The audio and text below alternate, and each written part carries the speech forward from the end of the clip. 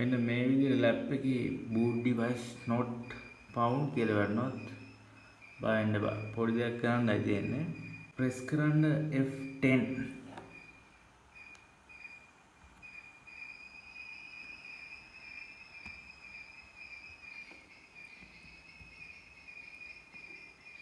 යන්න system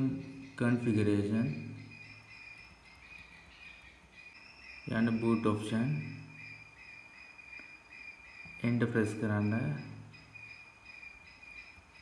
ඔන්න පහළට යන්න legacy support කියන එකට enter press කරන්න legacy support කියන එක enable කරන්න enter then yes press කරන්න enter දැන් ආයෙත් F10 press කරන්න yes දෙන්න enter දැන් එනවා මේ කෝඩ් එකක් මෙතන 1443 කියලා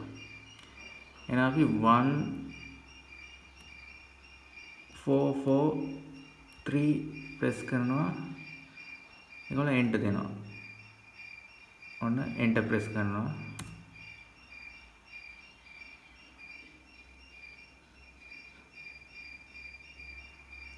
හරි